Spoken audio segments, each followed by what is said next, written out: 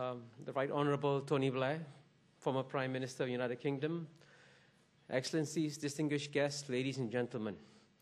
It gives me great pleasure to welcome you to this lecture by Mr. Tony Blair.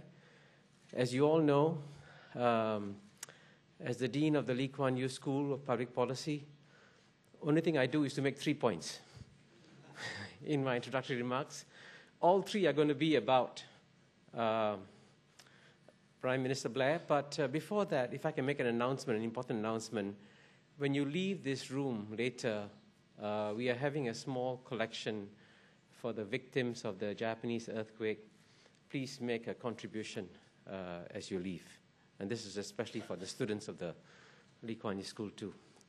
So let me make 3 points about Mr. Tony Blair. The first point I want to make about him is that he's probably one of the best, if not the best, politician in the world today.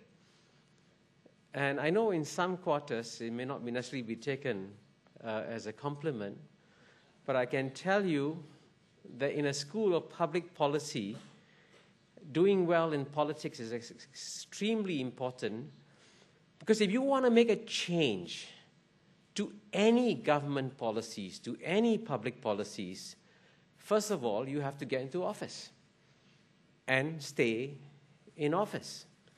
And the man who set a record in doing this, especially in post-war United Kingdom, is Mr. Prime Minister Blair, because he served as Labour Party's longest-serving Prime Minister, the only person to have led the Labour Party to 3 consecutive general election victories, and the only Labour Prime Minister to serve consecutive terms for more than one of which was at least 4 years long. And believe me, this is not easy. And if you want to know how difficult it is, just ask his successor, Mr. Gordon Brown, who, as you know, lost the election immediately after that. So learning about politics from the best politician in the world is an extremely important thing for students at the School of Public Policy to do. The second thing about Mr. Tony Blair is that he's also a global statesman. Indeed, I cannot think of any global leader who will not return his phone call, who will not welcome him with open arms. And he was a major global statesman when he was in office, but he continues to play the role of a major global statesman. Indeed, he's serving on the quartet, supporting the quartet's efforts for peace in the Middle East. Hopefully, in the Q&A time, we can also ask him questions about what's happening in that region. And he will bring to you a perspective that few others can provide. Now, the final point I'm going to make about him is that he's also a very good friend of Singapore. Now, Mr. Blair may not know this, but I actually first encountered him before he became Prime Minister, because before he became Prime Minister, he actually came to Singapore and met the Prime Minister, Goh Chok Tong, met Mr. Lee Kuan Yew. And I happened to read the notes of conversation then, because I was then the Permanent Secretary in the Ministry of Foreign Affairs. And I was struck by his deep interest in learning how government works. Why does it work in some places? And he continues to maintain that interest. I think he's visited Singapore more often than any other Prime Minister for UK that I know. He's just had meetings with all our leaders in the past few days. And I think he'll also provide some useful insights on what Singapore can try to do in the field of governance too. So with that, Tony, can I hand the floor over to you? And we look forward to hearing you.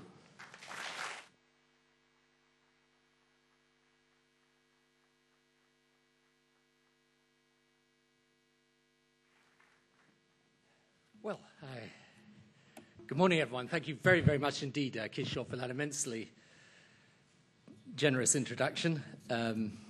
Indeed, overly generous introduction, frankly. It's very, very kind of you. It's a wonderful pleasure to be here at the Lee Kuan Yew School of Public Policy. To return the compliment, actually, to Kishore, who's got an extraordinary and long distinguished service for people here in Singapore. He was telling me, actually, this morning that he was first at the United Nations in the 1980s, and then returned again at a later time, and now is the dean of this fantastic school in this wonderful country of Singapore, which is one of my favorite countries in the world, and a place, probably as good a place as any, to talk about governance. and the lessons of government. And by the way, it's a particular pleasure to come and address all the students I know who are from many different countries, all studying government. It's also a pleasure, frankly, not to have to speak about the Middle East, at least not first, since at the moment it's slightly difficult. And I hope it's not coincidental, by the way, that ever since I became the quartet representative for the Middle East, it's been in a state of semi-revolution ever since. I'm sure that's not linked in any way, at least I hope not. Kishore was very kind, too, to mention the fact that I won 3 elections, and it's actually quite a good place to start when we're talking about government, because I always remember a conversation with a member of my party after we had just suffered our 4th consecutive election defeat as a political party, as the Labour Party. And we were in opposition for 18 years before I became Prime Minister. It's a long time. And I always remember having this conversation with this party activist, and she said to me, this was after our 4th election defeat, she said to me, the British people have rejected us 4 times in a row. What is wrong with them? And, you know, it's a good place to start a conversation about politics today and government today, because I think it's very, very different in the 21st century than the 20th century, for reasons that I will explain. I think we live today in what I would call a post-ideological era of government. Now, by that, I do not mean that ideals don't matter. Ideals will always matter, hopefully. It's the reason for being in politics. It's the reason for being in public service. But I think that the very fundamental ideological divide between left and right is very much a 20th century, not a 21st century phenomenon. Now, that is not to say, by the way, that you still won't have a Labour Party and a Conservative Party in British politics, Democrats and Republicans in the US, and different varieties of left and right. But if you think about the 20th century and the fundamental divide, communism, fascism, capitalism versus socialism, I would suggest to you that by the time the 20th century ended, most people had come to more or less a sense there had to be a balance between state and market, between public and private sector. So these differences will still continue, but I think within a narrower set of parameters. I think every bit as important today as a political divide of left versus right is what I would call open versus closed. In other words, when you look at this era of globalization, with the world coming together, are you open to that? Open in terms of your attitude to others? Open in terms of your attitude to the economy? Open in terms of your willingness to learn ideas and thought from wherever it may come? Or do you want to close down in the face of that force of globalization? Do you want to become, in economic terms, protectionist? In cultural terms, anti-immigrant? In terms of how you see the world, protecting what you have, not opening up to the possibility of change. That open versus closed, I think today is every bit as important as left versus right. Indeed, I would say that if the 21st century is about any fundamentalism, it will be more likely to be about religious or cultural fundamentalism than political fundamentalism, in the traditional sense of the word. The next point about government and politics, and I speak from experience, sometimes sweet, sometimes bitter, 10 years of Prime Minister, is that working out what you should do is a lot easier than doing it. I mean, you probably find that in most parts of your life, by the way. But, you know, when I look at different countries in the world and I do work on governance around the world, what's really easy is to produce a great vision of what the country should do. Right? What is really tough is to get it done. Right? And that's really what you're studying and what you're about. Because getting it done is about interests, systems, mechanisms of delivery, things that may seem very simple but are actually often really difficult and really complex, intellectually, politically, and even socially. So when we come to look at government today and public policy, I think we're against the background of a post-ideological world and against the background of practical implementation being the key challenge that public policy makers often face. Now, what are the lessons? Right, my address to you before we get to questions and answers, and by the way, I'm happy to answer questions on anything you want, but I'm going to concentrate on the lessons that I learned as a Prime Minister about government in my address to you, and I'm going to give you 10 lessons. Don't know why I choose 10, but I just do. Right. Lesson number 1. The key characteristic of today's world is the pace of change. How fast it happens and how nations, as well as companies, individuals, as well as corporations, have to adjust and adapt in the face of it. Single toughest thing. Now, change comes in many forms, like technology. Now, for someone like me, where I am technologically possibly claustrophobic, right? I remember when straight after I left office, when I was Prime Minister, because they're very careful with you when you're Prime Minister, they sort of close you around with sort of security and process and all the rest of it. And in particular, they never let me have a mobile phone. Right? I never had a mobile phone when I was Prime Minister. So the day after I leave office, I get my first mobile phone. Okay, I'm really excited by this, because it's a big step forward for me in my life, okay? And so I decide I'm going to send an SMS, a text message. So I send a text message to a friend saying, "Hi, how are you?" Right. Because I'm technologically ignorant, I don't realize that actually in my mobile phone, my name doesn't come up on the text message. So I get a message back from my friend saying, "Sorry, but who are you?" And I'm sitting there thinking, it's been 24 hours. You know, politics is tough business, okay?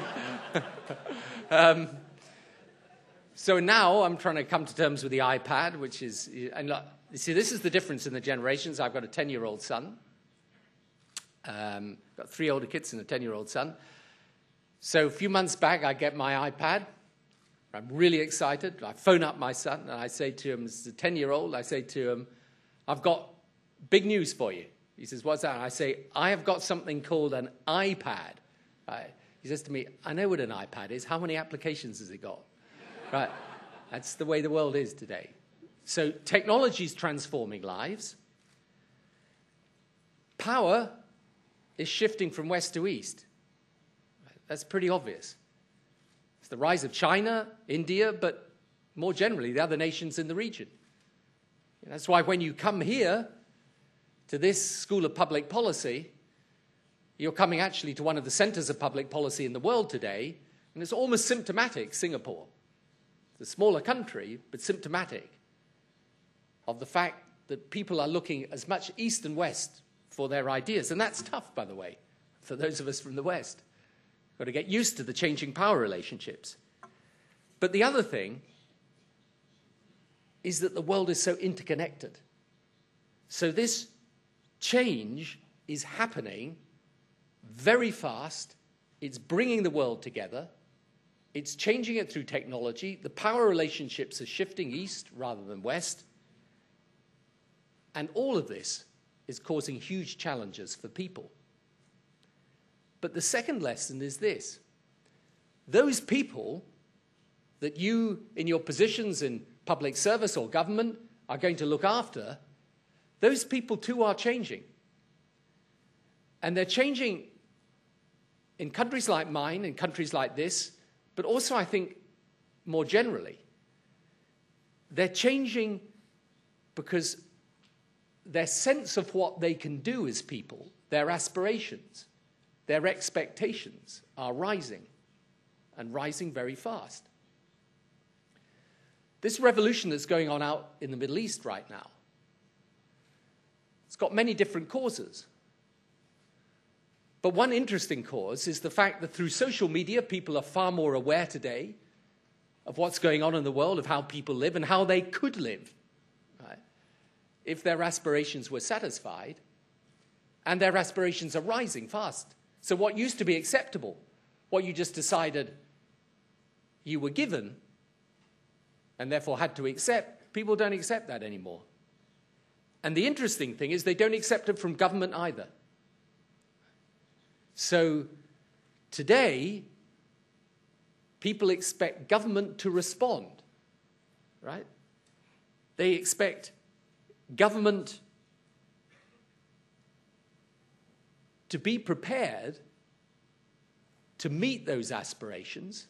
And if government isn't prepared to meet those aspirations, they're prepared to make their feelings known quickly, vociferously, and sometimes in a way that can actually destabilize the whole political process. And that brings me to the third point. So the change happens fast, the expectations of the people are rising. The key challenge then, and this is the third point for government, is in this world of change, to meet those aspirations, government itself has got to evolve. If government just sticks where it is, and the public service remains as it always been,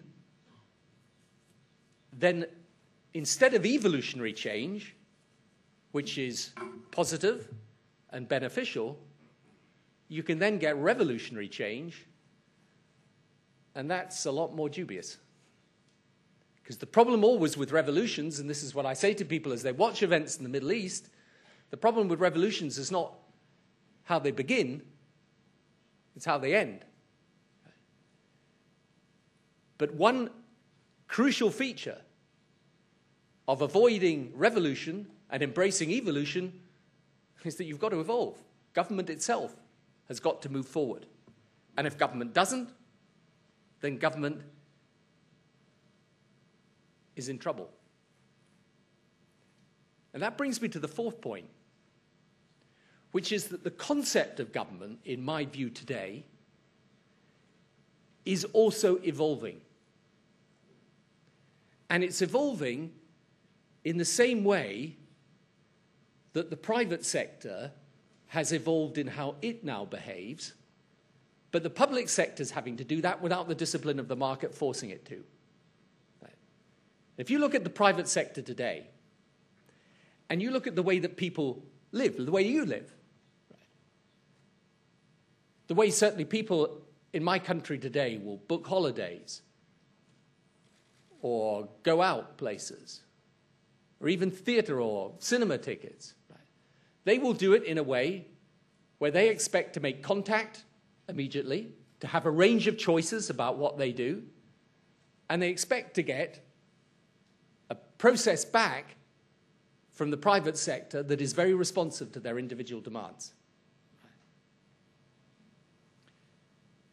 The public sector now faces the same challenge as to whether it can become, rather than a command and control center, right, where people end up receiving what is given, and the government acts as a sort of, at best, a kind of paternalistic giver of things to the people.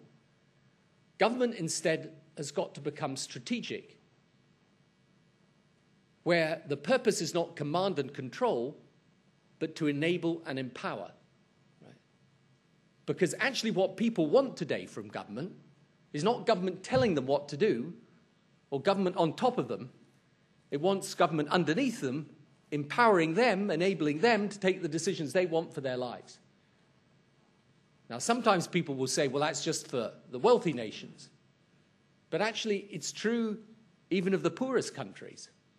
What they expect from government today is to deliver opportunity to them, is to give them a chance and a start in life. And switching from that idea of government as some big, heavy, monolithic bureaucracy to a government that is enabling and empowering is difficult. It requires reform and change. And all governments today are facing the same challenge as how fast can you reform and how deep can that reform go? Now, here's the problem, and I speak from experience. Change is difficult. People don't like change. In my experience, people are all in favor of change in general. Right? It's just in particular. They're in favor of change for other people, basically. Right? When it comes to change for them, they get a little bit more anxious and sometimes resistant, frankly. So I used to find there was a pattern to any change you tried to make. And I think this is the same in any organization. You propose a change, people tell you it's a really bad idea. Whilst you're making the change, it's absolute hell. And then after you've made the change, you wish you'd done more of it. That's my experience. Now, I remember trying to change our healthcare system in the UK. And I did make a certain amount of change in it, but all of it was painful. And we used to get a lot of opposition, particularly from the medical profession to the changes that I was making. In fact, right in the middle of the health service reforms, unfortunately, I had to go into hospital for a small operation. Right. So I go into hospital, I'm lying on the hospital bed, right? And in comes the anaesthetist with a very large needle. Well, it looked like a large needle. Right, leans over the bed. He says to me, Prime Minister, this may be the last chance I get to say this to you. It wasn't a great start. I said to him, what? I said, look, what? He says, I've got to tell you, I'm totally opposed to your health service reforms. Great. Anyway, as a strong leader, obviously I said, that's tough, I'm carrying on. Or maybe I said, look, let's talk about this. Do nothing hasty here. So it's really difficult. Welfare, public services, you look at what's happening in Europe today, it's all about the challenge of reform and whether governments have got the ability to respond to people's needs fast enough by making the reforms, even when making the reforms also encounters a lot of resistance. But that fourth lesson is absolutely clear in my view, that today government has to be enabling and empowering, giving power to people, not dispensing benefits to people. Right. And the fifth point is, in a sense, a subset from that. And this is where Singapore is such an interesting example. Government today is really about efficacy. It's about delivery. It's about performance, right? And, you know, that may seem an odd thing to say, because a lot of the traditional civil service that operated in countries like the UK, actually in a lot of the civil services that we bequeath around the world, it was often just about managing things. You know, I used to say when I was in Downing Street, guys, come on, you can give me 1,000 reasons for not doing something. Someone give me one reason for doing something. You know, people from the Labour Party always used to say, you know, the civil service was a sort of conservative conspiracy, basically. And I used to say, it would be great if it was, because then at least it would be trying to do something. But actually, a lot of the time, what it was trying to do was do nothing. It was a conspiracy for inertia, not for the Tory party. And, you know, in what government does today, systems matter, mechanisms of delivery matter, performance management matters. And policy matters. Getting the right policy answer matters. Now, one of the things that's interesting about Singapore and why it is about effective government is that, and it ties in with this idea of the post-ideological world, the question that is asked first in Singapore is, does this work? Is it going to be effective? Right, and sometimes they try something and it doesn't work. Well, they back up and go down a different path. But the core zeitgeist, if you like, of the way the government works is to do with efficacy and delivery. Now, that leads me to the sixth point, which is this. A lot of these techniques are actually private sector techniques that need to be imported into public service delivery. Now, that's very hard sometimes, because I tell you there's a lot of people, certainly in systems like mine, who say, look, the private sector, that's about profit. Public sector, that's about service. Right. So you've got these profit-making people here, and you've got these public service people here. The reason why I think that distinction is bogus today is that many of the techniques that are in the private sector to drive performance actually are techniques that could be used in the public sector to drive performance too. And so if you're a public servant or you're studying government, it's actually important that you study the techniques of performance management and delivery. It's one of the reasons why one of the changes I introduced in the UK was to get a greater interaction between public and private sector. So I started this innovation of bringing people in from the private sector, but also sending people out from the public sector into the private sector and getting a greater cross-pollinization, if you like, of ideas between the two. Just take a simple example, which I struggled year on year trying to get changed in the UK. That's procurement. You know, every government department is going to procure equipment. It might be computers, it might be desks, it might be whatever it is. That's no different from a private sector procuring equipment, right? It may be procured for a public service, but the technique of getting the best value, of getting the best deal, is a technique that the private sector, as a matter of course, has to implement. So in this changing concept of government, where you're switching from command and control to enabling and empowering, where government itself becomes strategic, it's sensible to have a strong relationship and partnership between public and private sector. Now, none of that's anything to do with issues that go into transparency and corruption and all the rest of it. Of course, right? There the separation should be very, very clear. But in terms of the techniques of performance, what I would say to any person who's going to spend a lifetime in public service, particularly if it's a public service where you're actually delivering an output for people, get experience of the private sector and how it works. Because just as they can learn, sometimes from the ethos and discipline of the public service and its values, so you can learn from the techniques and mechanisms of performance management in the private sector. And I would even apply that, and this is my seventh point, to what I think is the single most important thing for governments today to deliver for their people. And that is high-quality education. Education is the absolute key to the future. Key to the future for rich countries and for poor countries and for middle-income countries, for everybody. That is the way the world works today. If you educate people, you give them opportunity. If you don't educate them, you put them in a race of the survival of the fittest, where many of them won't be fit enough to survive. And it's really as simple as that. And I came into government with education as a big priority. But it's really interesting what happened to me in the course of my experience as Prime Minister. So when I was asked, before I was Prime Minister, I was once asked to list, well, what are the 3 key priorities for your government? This is before I was elected. And I said education, education, and education. And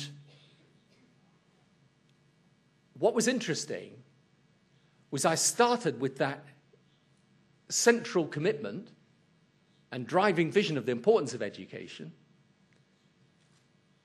But what I discovered in the course of implementing it were interesting things about the process of government. I discovered that the structure of our education system had to be changed. I discovered that we had to reform the way we organized education. I discovered that sometimes the public sector teaching unions were not always at the forefront of the most modern and important innovations. I discovered that the one thing you should never, ever tolerate is failure within the education system, because every bit of that failure is an injustice done to a child or a student. And I discovered also that what worked was where we created schools that had some sense of their own ethos, ownership of their own potential and destiny for the future, and weren't part of some big monolithic system. So many of the other lessons that I've just talked to you about, I actually learned in the course of doing those education reforms. But education today is not just about enrollment in a school. It's about the quality of what's taught. It's about using new technology. And it's about inculcating the idea in people that they're educated not up to the age of 18 or 16 or even 21, but throughout life. But education is absolutely key to everything else that we do, because it is at the heart of creating a society of equal opportunity. And, you know, there used to be this great debate that went on in socialist theory between equality of opportunity and equality of outcome. And some people used to say, well, it's fine, you have equality of opportunity, but unless there's equality of outcome, then you end up with an unequal society. I actually think one thing we've learned is, first of all, that you've never actually produced equality of outcome. But secondly, that it would be great if any society could get to equality of opportunity. That would be a big start. And we're a long way off it. But education is absolutely the key to it. That brings me to the 8th point, which is another modern must-do, which is, I think, even for countries at a lower stage of development, the growth that you want should be long-term sustainable. And I think today, very quickly, at a very early stage of development, people care about the environment in which they live, about the fact that the growth has got to pay attention to the needs, not just of the local community in terms of society, but also in terms of sustainability. And, you know, to me, it's very, very obvious that in the world in which we live today, the public service and the government, one unique role is to protect the living environment in which people inhabit, in which they bring up their families and so on. And that is now an important part of any program for modern government. The 9th point, and this may seem to you a bit strange. I don't think you can understand the modern world unless you understand the importance of religion. Now, whenever you say that to people, they sort of say, oh, well, I don't know, you know. When I was doing the Northern Ireland peace process, one of the things that people said to me most often, and they say it to me out in the Middle East now, in my new role as the quartet representative for peace between the Israelis and the Palestinians, you know, you talk to them about religion, they say, it's not really about religion, you know. And I used to say to them, in respect to Northern Ireland, they would say to me, it's not really about religion, you know. I'd say, well, that's a pity, because the people involved in it think it is. You know, so, you know, you want to ignore religion, you can, but you can't really look at this thing and say, well, the Catholics and Protestants, that's not part of it, because it is. Right? You look at the Middle East peace process, you can't just ignore the fact that Israel's a predominantly Jewish state and the Palestinians are Muslims, right? You may want to, but you can't. But actually, if you look at the world over today, and if I'm right in saying that cultural issues have a greater ability to divide today than the old left-right, then religion matters, even if, by the way, if you're not the slightest bit religious yourself. This is not about whether you're someone of faith or you're not of faith. It doesn't matter. But religion matters. And culture matters. And if you're taking a position of responsibility in government, either as a politician, a political leader, or as a member of a civil service or a public service, then you've got to be culturally attuned. And you've got to understand these issues. And you've got to understand how they motivate people, how they inspire people, and how they divide people too. And one of the things that's completely bizarre to me, we'll go back to the Middle East shortly. I've been there, I think, this will be my 11th visit in just over 3 months. So I'm there the whole time, and I'm right in it. And I keep saying to people in the West, and funnily enough, I say this more now than I did when I was Prime Minister, you literally cannot understand this region, understand what it's about, how it might change, what it might change to, unless you understand that religion matters out there. And any analysis or prescription that doesn't have that dimension in it is one that's basically limited, because it's not getting to these cultural issues. If you take Europe today, you cannot understand political changes in Europe today unless you understand that there is a cultural issue going on in European public opinion at the moment. You could have a good shot at winning an election anywhere in Europe today on cultural rather than simply economic or social issues. Now, that may seem very surprising to you, but you just look at the election results, even in countries like Sweden, the heart of social democracy. For the first time recently, for the first time, an Islamophobic party was elected to the parliament. So this is a situation in which, for the first time, unless we get that cultural part of the picture right, then it's very hard to make everything else work. Now, some people may say to me, well, my country is different. I think before you say that, have a close look at it and then work out whether it really is or it really isn't.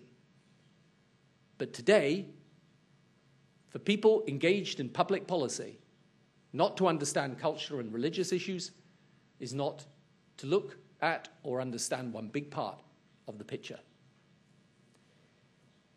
And the 10th point is this. And it's an odd thing that I learnt over my time, not just as Prime Minister, but as leader of the opposition. And, when I think back, probably it's a lesson I learned throughout life. Leadership is always the same, right? The challenges of leadership, the art of leadership, the way leaders behave, it's always the same in my experience. I used to say to people used to ask me, what's it like when you're at the G8? You got the presidents and prime ministers of the most powerful countries there, or you've got the G20 and you've got them all there. What's it like? And I used to say, well, back in my constituency in the north of England, there was a local, what used to be called working men's clubs. Now it's politically incorrect, so it's called a Labour Club or something, right? But there's working men's club, and they'd have a little committee. And there'd be sort of 10 people on the committee, running the bar and working out who sorts out the bingo and all the rest of it. And when people used to ask me about the G8 and G20, I'd say it's exactly like that, really. I mean, it's different people, obviously, and the media aren't there, and all the paraphernalia of summatory's not around, but it's the same thing. You got the person who's always, you got the person who's got a problem with someone else and they're not getting on. You've got the person who sits quiet but then comes in at the right moment. And you've got the leaders and you've got the non-leaders. Right? And what the non-leaders do is they sort of work out which way the wind's blowing and they follow it. Whereas the leaders end up saying, no, I'm going to tell you what I think. And leadership is the same everywhere. And I came across it in the public service, in the voluntary sector, in the private sector. A friend of mine who's a great leader, Alex Ferguson, who runs Manchester United football team, some of you may have heard of. He's a great leader. Right. So it's the same character, really, that's displayed in any position of leadership. And what is that about? It's about assuming responsibility. It's the thing that leaders do. See, the thing is, basically, responsibility is very tough. Right? Because, you know, in the end, the person who's the leader takes the decision. And I used to say it was a great thing, you know, you get all these people giving you advice. And by the way, one of the great things about leaving office is I can give advice to people today. It's so easy. It's absolutely fantastic. You sit there and say, well, I think, you know, on the one hand and on the other. And they're incredibly impressed by that. I'm really grateful. But when you're the leader, it's not on the one hand, on the other. It's, well, we're going to do this then. And by the way, failing to lead is an act of leadership as well. It's just bad leadership. Right. So, well, some say what leadership's about is the kind of mantle of responsibility floats past, and someone usually steps out and takes it and puts it on. That's what it's like. Because most people don't. Because most people actually prefer, really, whatever they say, they often prefer to be led rather than to lead. And the other thing about leadership is that in the end, the best leaders do what they think is right. Now, it may not be right, by the way. Okay, that's another matter. But the single biggest challenge you always get as a leader is what is popular versus what is you think is right. And in those circumstances, you should always do what you think is right. Because if you're simply following popular opinion, then it never quite works. Now, look, I was telling you we'd been in opposition for 18 years. So by the time I took over the leadership of the Labour, I was pretty keen on doing what was popular. Okay? And I came into office trying to please all the people all of the time. Right, when I left office, I wasn't sure I was pleasing any of the people any of the time, but that was another matter. But I realized over time that the problem with being a leader is that, you know, one of the great things they always say to politicians, they say, listen to the people. Right. Let me tell you what the problem with that is. The people don't agree often. Okay? You say, listen to the people, but one's saying one thing and another's saying another. So ultimately, you've got to have a compass to guide you through that. And the only compass that works is, in the end, what you feel and believe to be right. The judgment is for others as to whether it is right, but that's what you should do. You should do that, however, not sort of arrogantly say, I'm not listening to anybody. I mean, sometimes people ask me to describe leadership. I say, leadership is about leading and listening. Right? You should listen. It's very important to listen to different points of view. It's very important, actually, to have a kernel of self-doubt at the heart of your leadership. And people sometimes say to me, you know, after all the things that you did and decisions you took and so on, you know, obviously you had a very sort of certain view of what was right. And I always say it was not like that at all.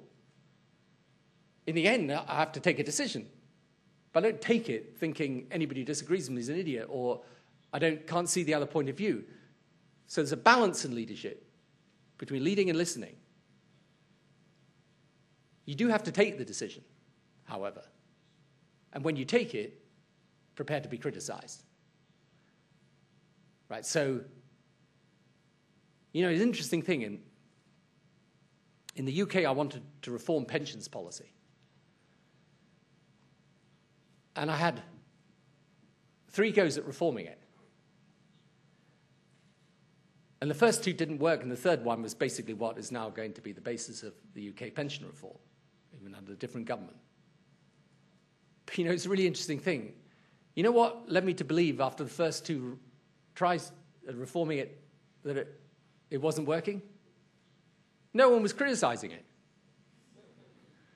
And I suddenly realized if no one's criticizing it, it's maybe because I'm not really doing anything. And when I analyzed it, I was ducking the difficult decisions. I wasn't really taking them. Anyway, I kind of made up for that on the 3rd go. But that's what's important to realize. Leadership is, in the end, always the same in terms of its character, from the very top down to the very bottom, in the private sector, in the public sector, in the voluntary sector, at the level of statesmanship. So, those are kind of my 10 lessons about government. Concluding point is this. Sometimes when I talk to people about this, and I say we live in this post-ideological world, you know, what I was saying to you at the very beginning, it's not going to be about these great fundamental clashes of left and right. Sometimes people will say to me, well, you know, that's all very technocratic then, almost. You know, if you come to is the lesson that you've learned in all your political life that basically, in the end, it's just about efficacy, about technocracy, it's about just getting things done. And my answer to that is that ideology I have come to distrust somewhat. But ideals and values I think are essential. But ideals and values aren't necessarily the same as ideology or doctrine. And the thing that's interesting about Singapore, and many of you come to this School of Public Policy precisely to learn about Singapore. And I often have this discussion with Lee Kuan Yew. And the interesting thing to me is that Singapore is successful, yes, because there has been effective government. But it's not free from values or principles, actually. There are very strong values and principles at the heart of it. And they are, though, about things that don't form the basis of traditional politics. So if you're talking about politics in Europe, people often think, you know, if someone's got strong beliefs, they'll immediately think left and right. My point about Singapore is that the values are actually very clear, but they're not often traditional political values.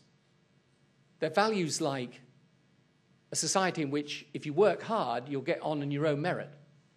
It's a big value for people. If you think about it, it's a critical thing. Think about the type of society you want to create in your countries. The key, this is one of the reasons why this revolution is happening in the Middle East, because they don't have this. But the key is to think, if I work hard and I do well, by my own effort and merit, I'm going to get on in life. A lot of countries, that's not true. But it's a hugely important value. The other value is that race and faith and color are not important. What is important is what you are as a person. Now that, in my view, is a very strong value here in this country. It's had to be because of its ethnic and racial mix. So they had to work at that. But what an important value it is.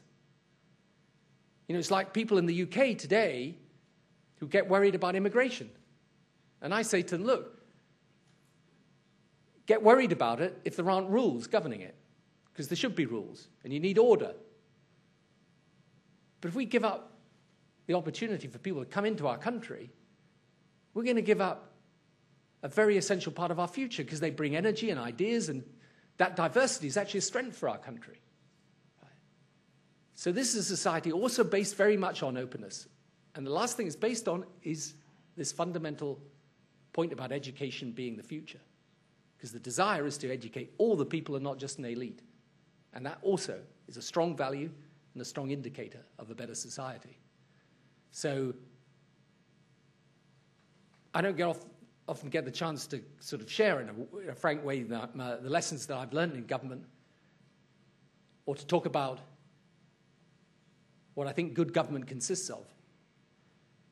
But I can't think of any better place to come to than this Institute of Public Policy, and no better country to give it in than Singapore. Thank you.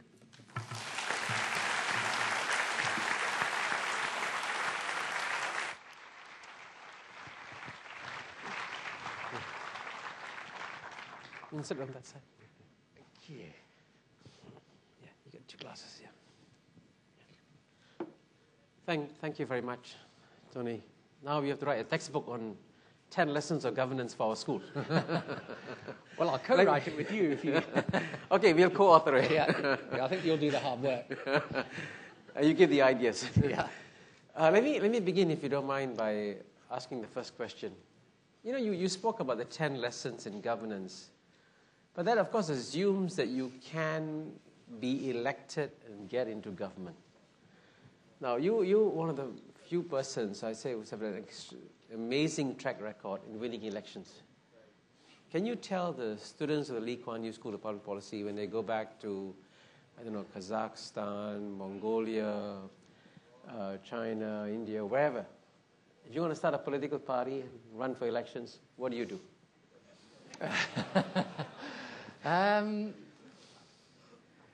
In order to be successful in politics, first of all, and this is whatever system, it really helps to like people. No, I know it sounds a bit odd, but you come across politicians sometimes and they don't like people. I mean, they like them in general, they just don't like them. So it is actually important to like people. The next thing about getting on in politics is that I have a theory about this, which is, because I never thought I'd be Prime Minister, never thought I'd be leader of the Labour Party. If you calculate too much, you miscalculate.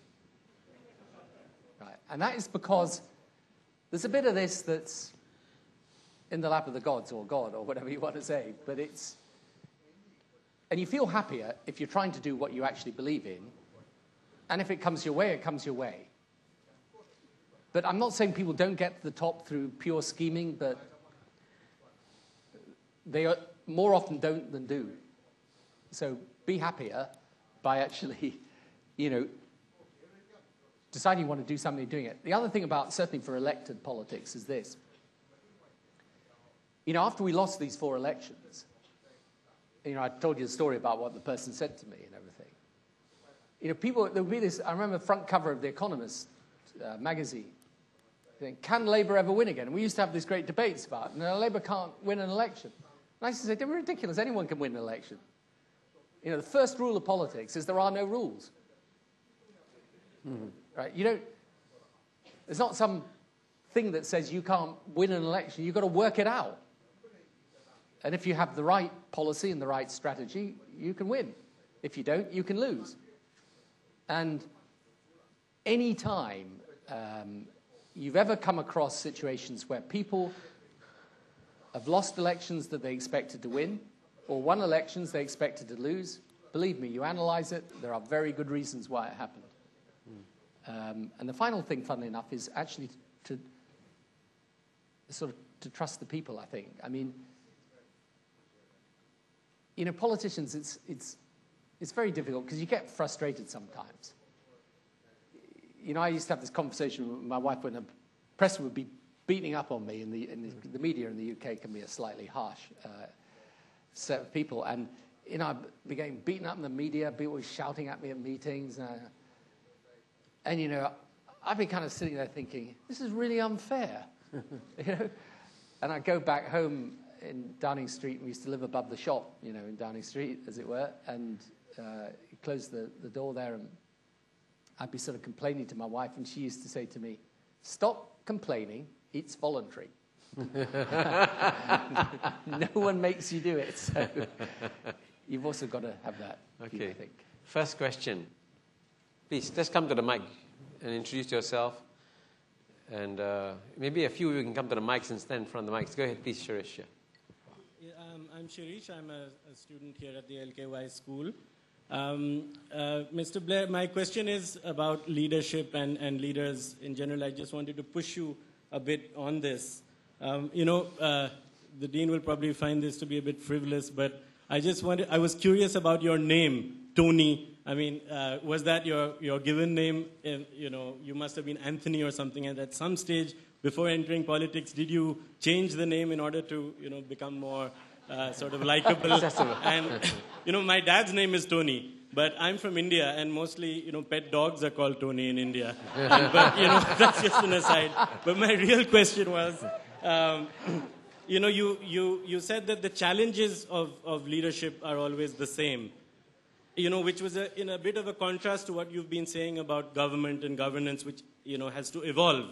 So I was wondering what your ideas of evolving leadership is in a globalized world. Here at the school, we often lament about, there's no real charismatic leaders at the helm of affairs today in the world. Thank you. Right. Well, why are you called Tony? Well, my full name's Anthony, right? So normally we call that Tony. No, I didn't. One of the things I did do, however, when I was younger, I used to play in a rock band. And one of the really lucky things about the world back then, for me, was that you didn't have the technology you have today, right? Because if we'd had the technology we have today back then, there would have been pictures of me and recordings, and I would never have been Prime Minister. And the name of the band was Ugly Rumours. Yeah, it was Ugly Rumours. And for those of you who are Grateful Dead fans, that's a line from a Grateful Dead song. So, no, although, if your name was Lord Fauntleroy, you'd probably want to change it. But it wasn't. It was Anthony and maybe Tony. No, I actually don't think there's not an inconsistency in what I'm saying. Leadership is the same, always. It's about taking decisions and standing by them, right? What evolves is the context within which those decisions have to be taken, and sometimes the nature of the decisions themselves may change. But the actual art or quality of leadership, that doesn't change, in my view. It's always the same throughout the ages. It's the people who can take decisions and the people who can't. Next one, over here, front. Okay, yes. Thank you, Mr. Blair. I have a question on public policy regarding immigration. Earlier on, you were saying that we are in a post-ideological phase whereby the left-right divide is increasingly outdated. So now we have, amongst other things, divide the countries of the world between those who are open to immigration and those who are close to immigration, you see. Now, later on, you were saying that religion matters even if the people are not religious. And you've got to understand the conflict in the Middle East, for example, by understanding the religious impulses that motivate them, even when people are not religious. Now, I notice Europe has been pretty open to immigration, whereas the Japanese have taken the opposite approach. Their public policy is to keep their country as homogeneous as possible, you see. I notice now that David Cameron, your Prime Minister, Angela Merkel and Sarkozy all have said that multiculturalism has failed. So do you think maybe the Japanese are right, have got it right after all? Maybe they understood that culture and religion does divide people and create conflict, and it's better not to change the structure of the country? Thank you. Can you identify yourself quickly? Oh, I'm so sorry. I'm Tan Keng Soon from the Tan Eng Kiam Foundation. Yes. Okay, please. Yeah, thank you. Well, that's a very good question. And, I'm actually a great admirer of Japanese society, and so I understand why they have that view. But I actually don't believe that the world today can be a world in which people separate themselves off from different cultures and faiths and so on. It's just not the way the world is. And what globalization is doing is it's shrinking the world and pushing people together. And actually, in the end, if you take a different country, America, you know, the huge strength of America has been in waves of immigrants who brought in energy and innovation. And, you know, I was in California 2-3 weeks ago talking to that remarkable group of people around Stanford who've created Apple and Google and all these. All of them, there's none of them are sort of pure American stock from the old pilgrims. None of them. You know, they're all a mix of different cultures and races who've come in. And what they've found there is a creativity that's based on a very open view of the world. And you see, my view of this issue in Europe is also that we've got to be really careful about identifying the problem. And here's where it gets very, very difficult and very tricky. You see, if you take a country like the UK, it isn't true that those people who have come in as immigrants into our country have not assimilated. In general, that's not true. It is, however, unfortunately true of a part, and only a part, of the Muslim population. And in my view, it would be better to be honest about that, and then you could deal with it, than to pretend that, in general terms, people who've come into the UK haven't assimilated, because that's not true. And actually, in respect to the Muslim population, some of those who've come from certain parts of the Muslim world have integrated perfectly well. Right? And others haven't. So my view is in Europe, and that is the same everywhere in Europe, by the way. Right? It's the same everywhere. That you've got to go to what the issue is. But I think if Europe becomes anti-immigrant, it'll be a huge mistake for the future of Europe, just as I think it was a big mistake for Europe actually, when I was president of Europe, we opened accession negotiations with Turkey to become a member of the European Union. I think it was a big mistake to push the Turks back and away again. And we'll maybe pay a heavy price for that in the future. So, you know, I'm very much on the open side of the argument. So I totally respect Japanese society and culture. But personally, I think certainly for countries like mine, actually immigration's been a net benefit, not a net disability. I'm sure you've seen the Yes Minister series, right? Yeah, and it's worryingly close. You should have that to reality. No, you remember the permanent secretary, when you wanted to tell the minister, be careful, he said, Minister, that's a very brave stand you're taking. And that's a brave stand on immigration. Okay, over there. Yeah. My name's Harvey Campos. I'm an MPA student from the Philippines. You mentioned about different lessons. One of the lessons you mentioned is about leadership. It's always the same. And assuming and taking responsibility and making decisions is important. Which brand of leadership would you like to endorse? There are different kinds of brands of leadership. One is the type of lording it over, and the new kind of that talks about servant leadership. Which kind of leadership would you like to endorse for the new leaders in the world today? Well, again, that's a very good question. I mean, I'm in favor of servant leadership. But I'm not in favor of leadership that is subservient. You know what I mean? In other words, I'm not in favor of leadership that just follows. You know, I think the job of the leader is to set out for people what they actually think is the right direction and to trust the people. You know, I think if a leader sets out a strong way forward, even though it may not be quite what people want to hear, then my view is that people will often follow that.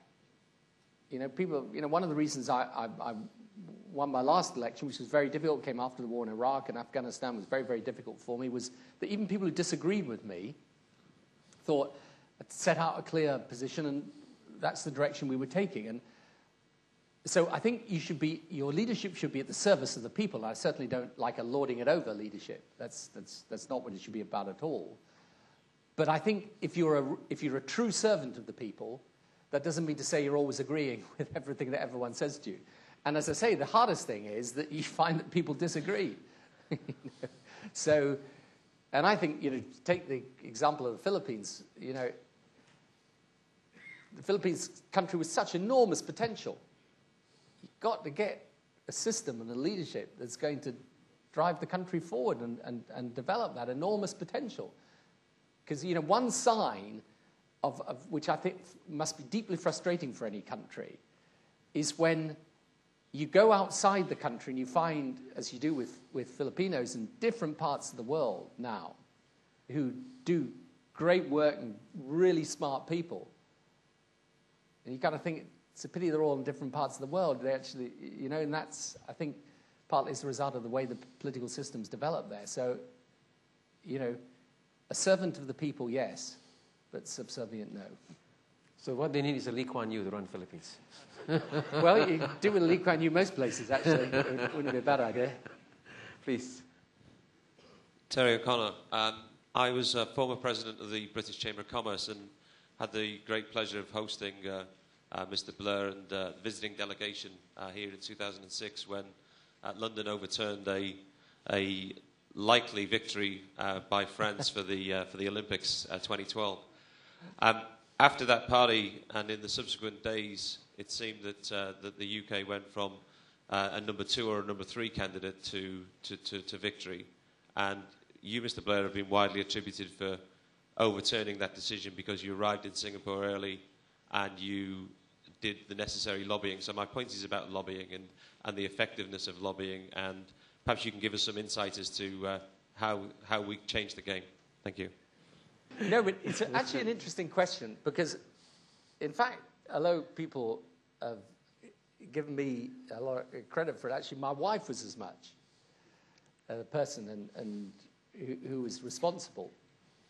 Although obviously I was very happy to take the credit. But it's an interesting thing about politics, this. Because this is what my wife worked out about the Olympic Committee. The thing about the Olympic Committee, right, it's 120, I think, people, electorate. And this is a good lesson in politics, any of you who want to be politicians. Because, again, it's like everything else. So on that Olympic Committee, you've got the grand people, right? You've got members of the royalty and all that sort of stuff. And they're the people that everyone recognizes. And when you're in a room, like a cocktail party for the Olympics, everyone's buzzing around those people. Now, what my wife worked out was this. There's 120 people, and you've got maybe 20, 30, 40 maybe of the big names and the big people. But all the rest aren't so important or so high ranking, but the thing is they've all got one vote. Right? So what she did was she made the number of all the people that no one else was bothering making the number of. So when we actually came here, I was bumping into people that, I mean, I didn't know them and I never heard of them, but they were greeting her like a kind of long-lost friend and all the rest of it, and I was having my picture taken with them, and that was all great. And when it came to the votes, actually the thing about the big people was that actually most of them were already taken care of. Their votes had been allocated, But these small people, someone was nice to them. They thought, yeah, well, we're all right. It's a real lesson in politics. It's what my political agent used to call the little old lady syndrome, They were all the ones who'd sit there saying nothing at the back or doing a little bit of knitting, but they all have one vote. So look after them. Over here, please. I can identify yourself. Hello, my name is Maeko. I'm an MPP. As a former member of University Labour Party, I would like to congratulate you on successful 10 years in office. I've got a question regarding race relations in the UK. I mean, kind of. People like Anthony Giddens and Baroness Amos, among others, have said that the Prime Minister Obama would never have happened in the UK because the country is institutionally racist. Basically, what is your what would you propose to basically make it possible for a minority such as Chuka Umuna, for example, or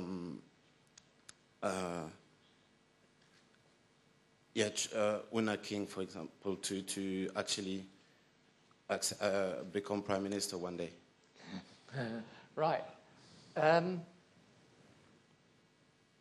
Well, I hope the answer is that it would be possible for Obama to happen in the UK. But I think it's a question which it's legitimate to ask. I think Britain is a lot better on this than it used to be, but I still, we've obviously still got a way to go. But I think, during my time as in the Labour Party, we changed all of that a lot with the first black cabinet minister and first Muslim ministers and so on. And I think Britain is changing. Actually, personally, I think it would be possible today. And I think one of the good things about today's British politics is that David Cameron actually has moved the Conservative Party also from some of its old positions, and I think that's important. I think the more this is consensus, the better. But, my attitude to it is very simple. It's that, not merely is racism wrong, it's that no country can afford it today. You just squander talent. So it's just a really stupid thing to do as well as a wrong thing to do. And one of the strengths of America, I had people in the Middle East say to me before the American election, they're not going to elect Obama. They never elect a black guy in America. And I used to say to them, they'll elect who they want to elect. And by the way, I remember my dad saying to me, I mean, you and I being members of the Labour Party, this is not a great recommendation, but my dad said to me in 1978, the year before the 1979 election, the British people will never elect a woman as Prime Minister. They do. I mean, people, that's why I say in a funny way, in the end, you trust the people, because they are usually cleverer than the politicians think they are. So I hope the answer is yes. Yeah. Gentleman at the back there, please. Yeah. Thank you, Mr. Blair, for that talk. I'm a former constituent of Chuka Umana, so it seems that was an appropriate time for me to step in and ask a question. So my name's Jonathan. I'm an MPP student here at the Kuan Yew School.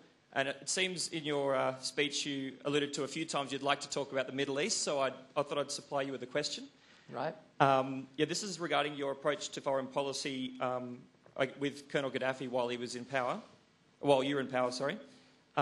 So before your time in office, he was supplying ammunitions to the IRA, and there's also widespread belief that he was involved in the Pan Am attacks over Lockerbie, all acts of aggression that were against the UK. During your time in office, he was violently suppressing his own people. After your time in office, now his brutality is on display for the whole world to see. To the average person, this seems like a case of if it walks like a duck, it quacks like a duck, then he must obviously be a duck. I want to know what your assessment of the man is, if you think he's a duck or not, and if so, what motivated you in 2007 to sit in his tent with him and discuss efforts to rehabilitate his international career? Well, basically, I don't know whether he's a duck or not, but I think it's important if he's doing the right thing, you support him, and when he does the wrong thing, you condemn it. And when I was involved heavily with President Clinton, actually with Nelson Mandela, and bringing him in from the cold. And at that point, he gave up sponsoring terrorism and actually cooperated in the fight against it. And in 2003, he gave up his chemical and nuclear weapons program, which was important for us. I mean, we wouldn't be in a very happy position today if he maintained those programs. So I think what was important was to support him doing the right thing. And now that he's, I'm afraid, reverted to type and is doing the wrong thing, you've got to condemn it. And my hope was always that his external policy change would be matched by an internal policy change. And I'm afraid that never happened. And it's a kind of lesson, actually, which is that, unfortunately, these people who remain in power for a very, very long time, you know, in the end, they lose touch with what it was ever supposed to be about. And so I think now we've got no option but to take them on and deal with them. So I support the action that's now being taken. But I still don't, you know, because sometimes people say to me, is what he's doing now make you regret having brought him in from the cold? My answer to that is no. I mean, it doesn't make me regret that, because we're better off with him having shifted his position than not. You know, Britain used to spend huge amount of money, so did America, in monitoring and analysing Libya because of its terrorist potential. For years, we were able to concentrate on other parts of the world because we didn't have to do that. But what he's doing now is obviously wrong and unacceptable, and we've got to try and stop him. The ladies haven't asked questions. I'm going to give priority to the ladies. The lady over there and the lady over here. So you could please. Hi, my name's Nicola. I'm a research associate at the school. I heard someone recently refer to the UK as an empire in graceful decline. Whilst I don't think that power is a zero-sum game, and I don't think that it really is a simplistic shift from west to east, because in economics we have this thing known as comparative advantage. You know, I don't think that you think it's that simplistic either. I wondered what you thought the role of the UK was today in a globalised world. How are we going to differentiate ourselves, and what is our value add? Yeah, that's a good point. Well, first of all, I don't think we're so much an empire in gracious decline. I mean, I think we've sort of given up on the empire. Don't you dream of bringing it back someday? No, I think that would be a somewhat hopeless dream. But I think, you see, I think that's what I mean by saying all countries have got to change as well as people. The UK, to my mind, today, can, however, have a unique USP because of its past, provided it locates that, as I would put it, in the future. So Britain is very well placed geographically. It's got two big alliances, Europe and America. It should keep both of them very strong. You know, it's part of, it's an ally of the world's only superpower, close ally. It's in the European Union, which is the biggest political and commercial union in the world. It's got the English language. Provided we in Britain are proud of our past but don't live in it, we'll do fine. But we've got to be out there on our merits today. And what I always say to people is, this is, you know, my vision for the country, which I think is difficult because the media in Britain is very polarized between a very traditional left and a very traditional right. And it's a big problem for the country because neither of them have got a vision of the future. You know, Britain today, it's, you know, I sometimes meet this attitude in British people when I'm going around the world, and it really irritates me when I hear it, which is kind of, you know, well, we're British.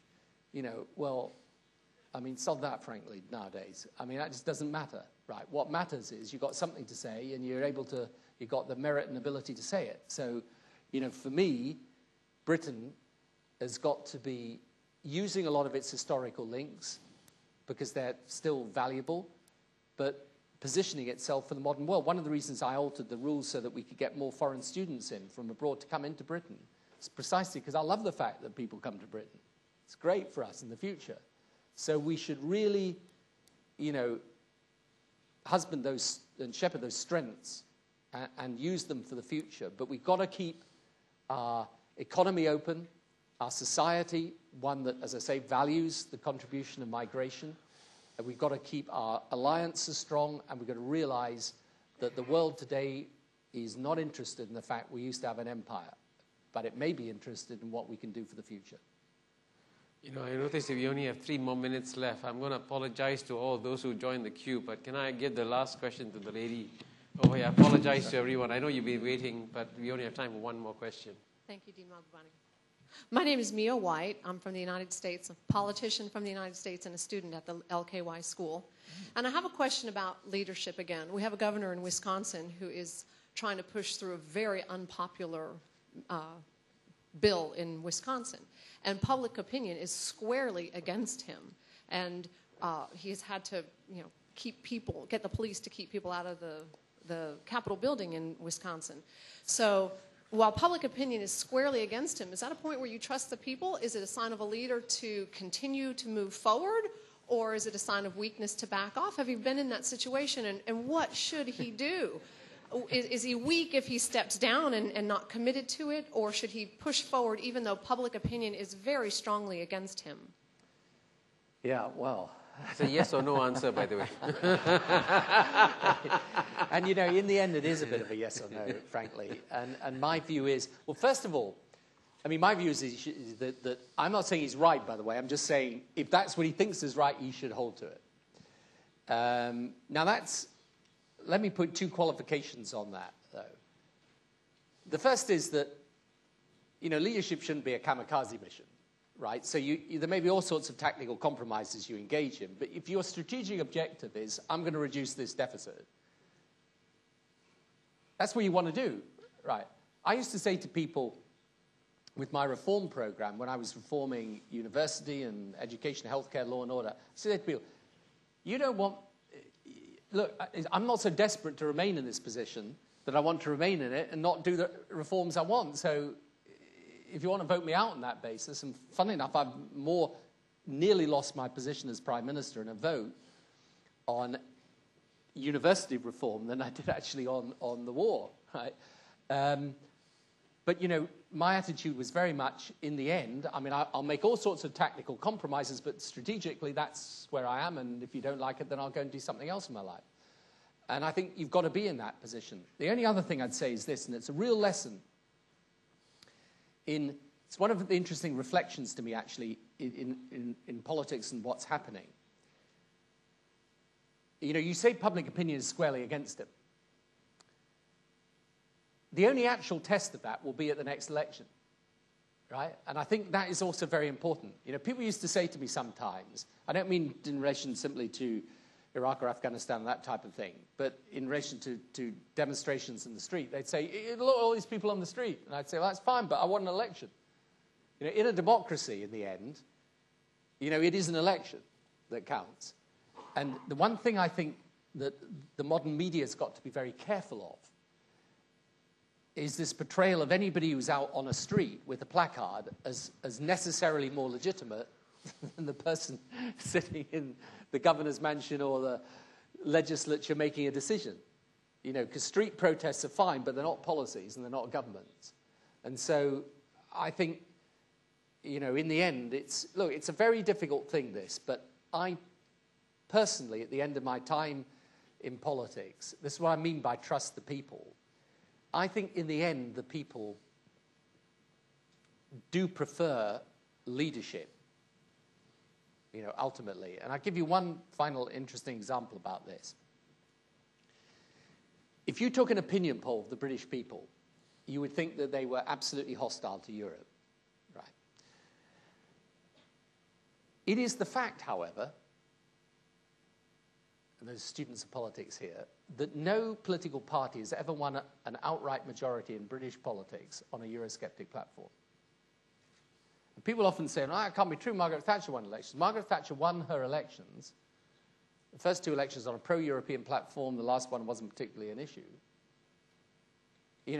I remember fighting the Tories in 2001 when they fought on a Eurosceptic platform, they got, and this is, for this reason, this is a really interesting reflection on politics.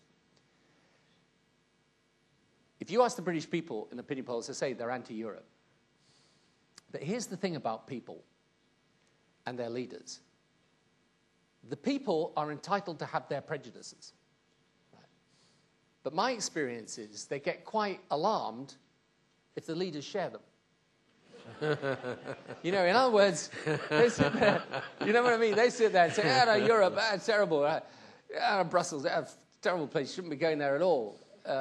Leader suddenly pops up and says, yeah, Europe's a terrible place. And they say, hang on a minute, you're supposed to be leading the country here. Now, it's a different sort of, it's a different thing. And I, always think that it's part of the task of the leader is not just to sit there and indulge whatever prejudices people have. And I think with all this deficit business going around in your country and in mine and in Europe, most people, they do in the end know that this has got to be tackled. They want leadership. And, look, the great thing about democracy in the end is the people get to decide. But as I always used to say, this is my final reflection on leadership, I used to say to people, look, here's the deal between me and you as leader and the people. You get to throw me out if you want to throw me out. Right. But I also have the right to say what I think and stand on what I believe in. So you don't own me in that way. It's a relationship. And that's, I think, the right way leadership should work. Well, Tony, you've been very, very generous. You've given us 10 lessons in governance, which I think they'll ponder on very seriously. But more than anything you've said in your ideas, in your thoughts, in your views, I think observing a world-class leader in action, in person, is the best lesson you can give to us. So thank you very much. Thank you, Mr. Blair and Professor Mahbubani, for the very engaging session.